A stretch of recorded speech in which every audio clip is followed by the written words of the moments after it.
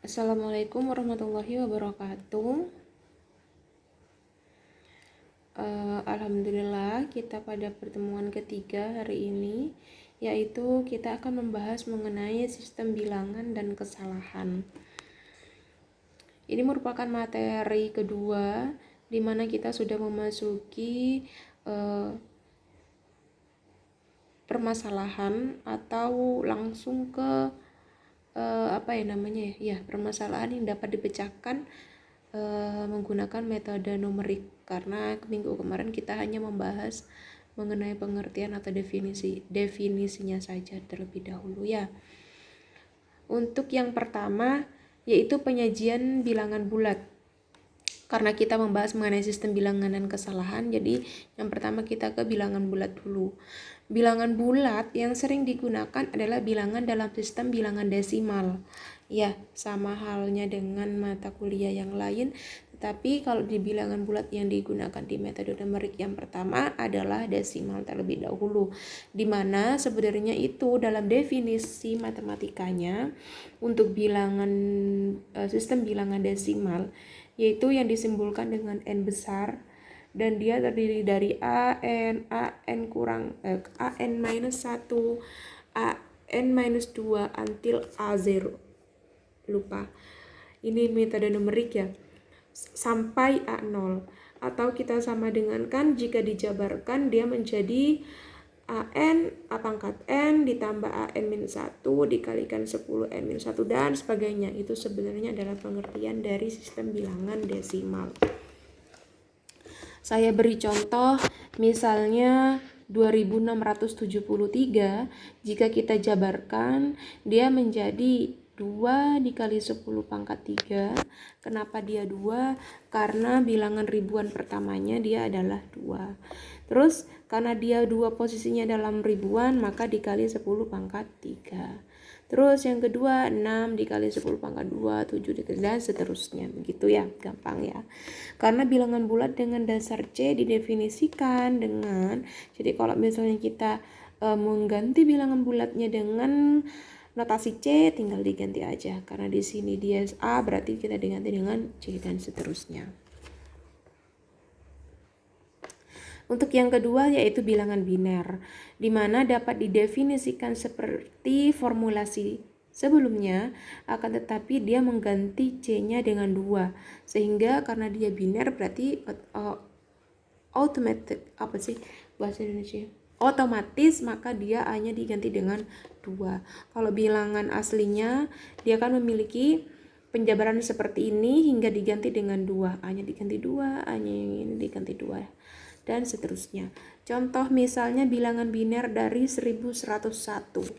Karena bilangan biner itu artinya adalah semuanya dikalikan dengan 2 di dalam penjabarannya, maka yang 1 dikali 2, karena 1 ini adalah posisinya ribuan, berarti 1 dikalikan 2 pangkat 3. Yang ini karena ratusan, berarti 1 dikali 2 pangkat 2. Atau dengan kata lain, yang pertama adalah dia ribuan, berarti dia dipangkatkan 3. Untuk yang kedua tinggal ini saya sama dengan kan n ya, n dikurangi 1 berarti 2, n dikurangi 2 sesuai dengan ini n, sesuai dengan rumusnya. Yang di sini ini salah, ini adalah 0. Oke? Ini 3 2 1 0 pangkatnya.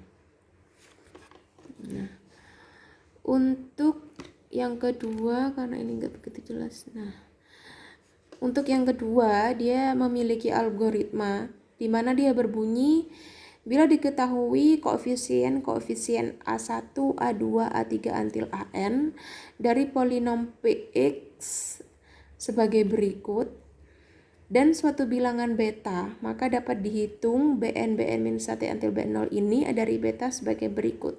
Jadi Bn-nya dia sama dengan AN, untuk Bn-1-nya dia sama dengan AN-1 ditambah Bn dikali beta dan seterusnya hingga B0 sama dengan A0 ditambah B1 dikali beta. Ini mungkin rodo jelimet kalau kita nggak menggunakan contoh. Sudah saya tekankan lagi di pertemuan kemarin bahwasannya untuk metode numerik ini tidak ada nilai yang pasti. Akan tetapi karena tidak ada nilai yang pasti, kita akan menghitungnya berulang-ulang, yaitu dia dinamakan dengan iterasi. Makanya di sini ada penjelasan pertama, penyelesaian kedua, penyelesaian ketiga, hingga penyelesaian ke N. Karena kita tidak memiliki nilai yang pasti, maka kita dihitung berulang kali sehingga nilainya hanya mendekati. Begitu ya, saya ingatkan lagi di sini. Sebenarnya nggak ada yang susah, tetapi lama karena kita ngitungnya banyak. Saya lanjutkan lagi. Untuk algoritma, banyak digunakan untuk menghitung konversi bilangan secara cepat, karena dalam algoritma ini tidak terdapat pemakaian pangkat yang membuat kesalahan numerik menjadi lebih besar. Itu cuma menjelaskannya, perbedaannya. Nah, saya kasih contoh. Misalnya, bilangan biner dari 1101 dapat dihitung dengan kalau misalnya kita menggunakan algoritmanya, di sini adalah B3. Kenapa 3? Karena dia adalah ribuan kan. Maka kita sebutnya dengan, kalau misalnya B3 berarti ribuan, berarti N-nya hingga ketiga. Hingga N-nya berarti BN-nya yaitu B3. Untuk yang B3-nya dia adalah 1. Untuk yang kedua B2, di mana B2 ini adalah N dikurangi 1 gitu kan ya rumusnya yang di algoritma sebelum slide ini, sehingga B-nya adalah kedua, di mana rumusnya yang pertama N dikurangi 1 dia sama dengan A N dikurangi 1 ditambah BN dikali beta. Untuk untuk AN-1 nya dia berlaku di ini B3, sehingga di sini dia berlaku, ini hasilnya dari B3 berarti 1 ditambah dengan BN dikalikan dengan beta. BN-nya itu sama yaitu 1, betanya adalah dia bilangan biner yaitu 2, hasilnya 3. Untuk selanjutnya yaitu BN dikurang minus 2 berarti B1. B1 berarti di sini rumusnya adalah B2 ditambah A2 dikalikan beta. B2-nya yaitu 0 ya kan? B2-nya adalah 0.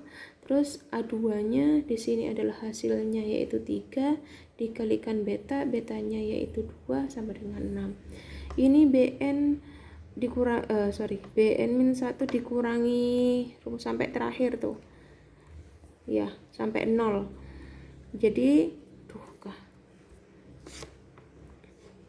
ini berarti B0 sama dengan 1 adalah nilai yang ini, dia 1 ditambah alfa A1-nya dia adalah 6, betanya adalah 2 sama dengan 13. Sehingga hasilnya adalah bilangan biner dari 1101 sama dengan 13. Itu halnya sama, yaitu jika berlaku dengan bilangan oktal, hanya tinggal mengganti nilai betanya. Karena oktal adalah 8, maka betanya yaitu kita ganti dengan 8 ya, sama saja. Untuk selanjutnya yaitu penyajian bilangan pecahan. Bilangan pecahan X antara 0 sehingga min 1 dalam sistem bilangan desimal, maka dia didefinisikan adalah sebagai berikut. Jadi penjabarannya adalah A1, A2, A3 hingga AN. Untuk A1-nya dikali 10 min 1 ditambah A2 10 min 2 hingga AN 10 min N pangkat 10. AN dikali 10 pangkat min N. Bilangan pecahan X secara umum dalam sistem bilangan dengan bilangan dasar K, maka dia didefinisikan sebagai berikut. Jadi summation-nya I sama dengan 1 hingga N. A1 dikalikan K dipangkatkan dengan I, min I. Contohnya, jadi misalnya ada suatu bilangan 0,625. Dia cuma tinggal berkebalikan saja dari bilangan desimal sebelumnya. Jadi kita langsung ke angka 6.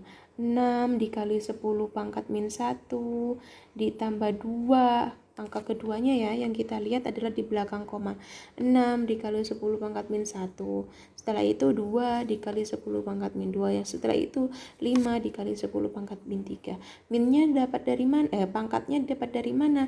Yaitu disesuaikan dengan yang di belakang koma.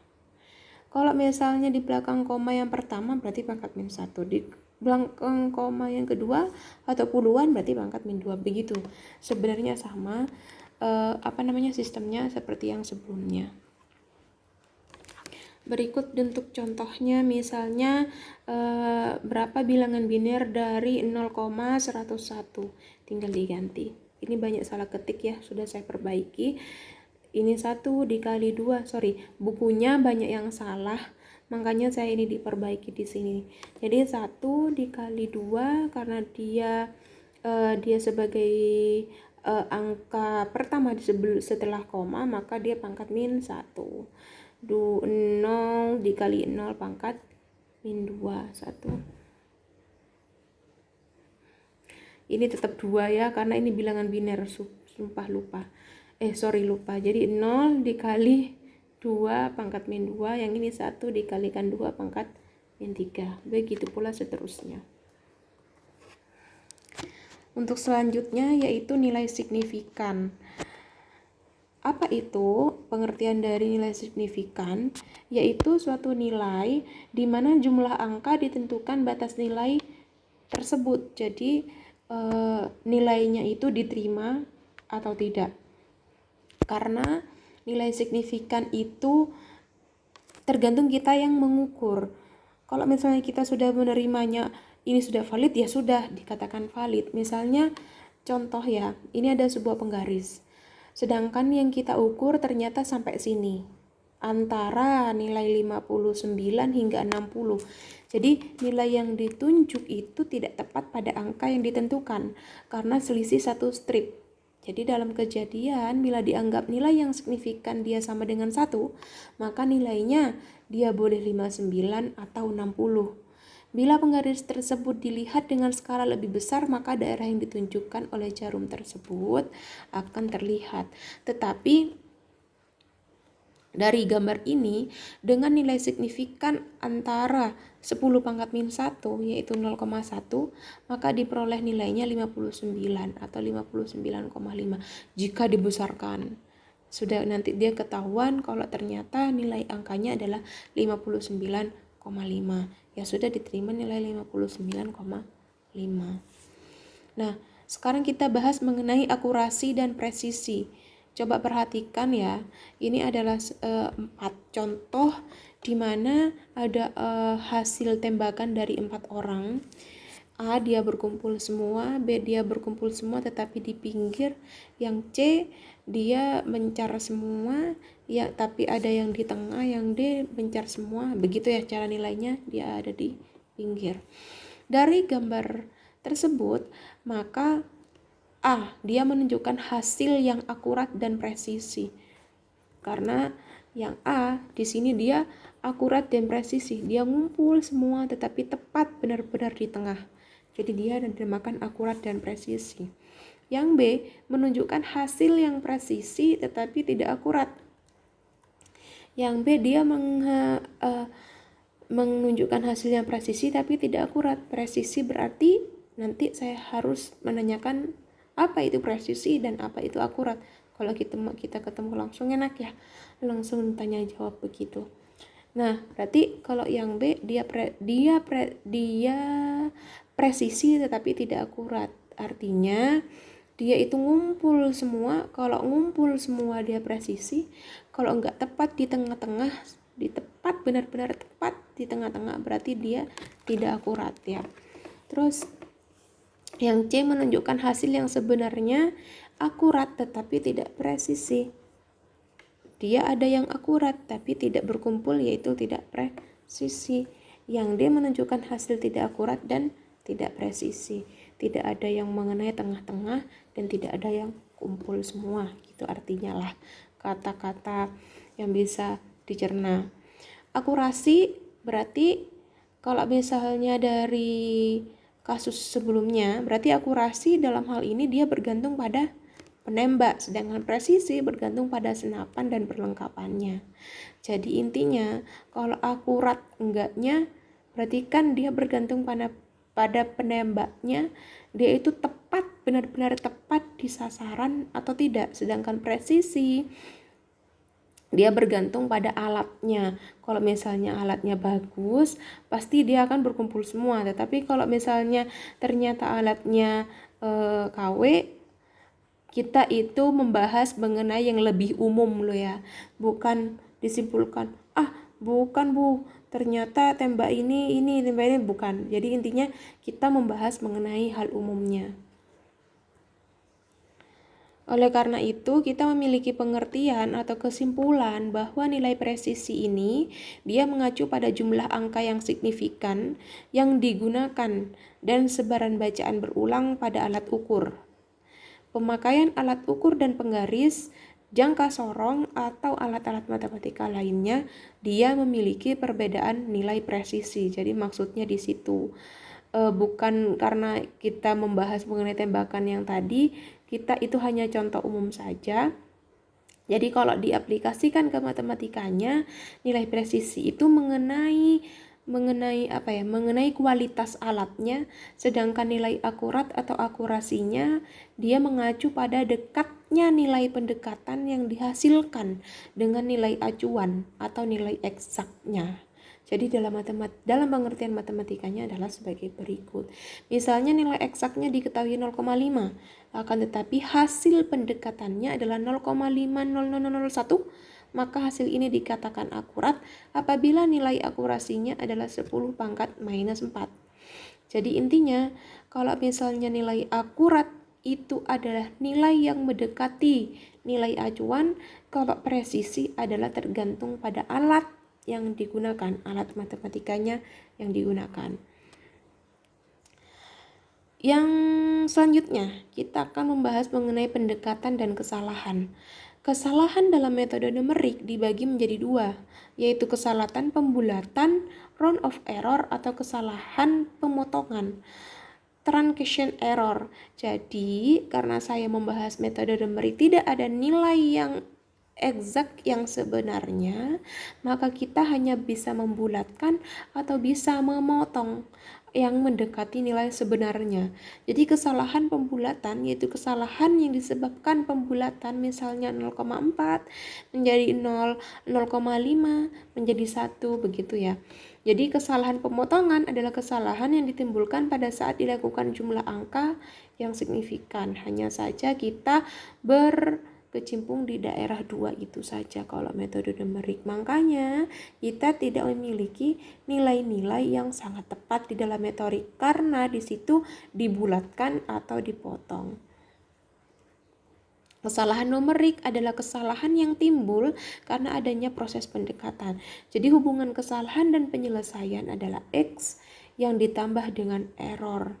Di mana nilai X besar itu adalah nilai sebenarnya, yang ini adalah nilai sebenarnya, sedangkan yang ini adalah nilai pendekatannya yang kita selesaikan dengan metode numerik, yang ini adalah kesalahan metode numerik atau nilai errornya.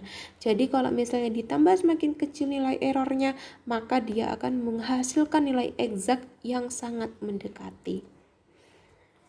Kesalahan fraksional adalah prosentase antara kesalahan dan nilai yang sebenarnya. Biasanya dia memiliki rumus begini. Yang selanjutnya adalah pada banyak permasalahan kesalahan fraksional di atas sulit atau tidak bisa dihitung karena dengan nilai eksaknya tidak diketahui, sehingga kesalahan fraksional dihitung berdasarkan nilai pendekatan. Lagi-lagi pendekatan. Oke? Di mana nilai E-nya pada waktu ke N adalah selisih nilai pendekatan ke N dan ke N-1 yang saya sebutkan tadi. Jadi nilai errornya adalah pendekatan pada nilai X yang ke N dan dikurangi dengan X sebelumnya yang dikalikan dengan 100%.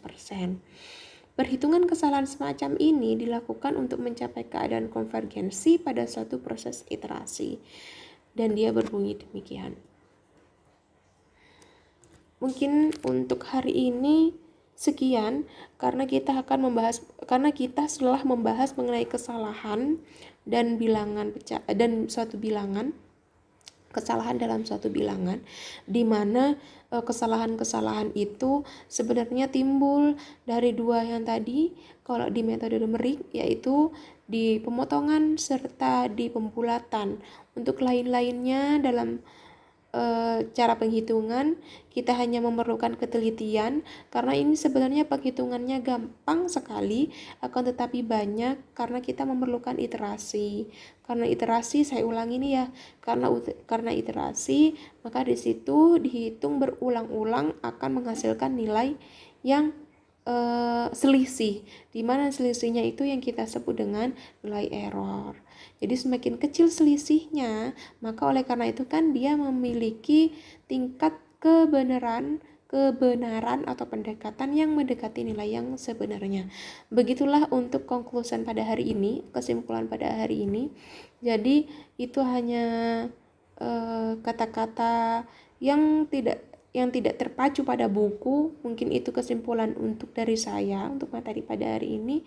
Jadi untuk tugasnya mungkin dimulai untuk metode numeriknya. Untuk tugas metode numeriknya dimulai minggu depan saja. Ini dipahami dulu ya.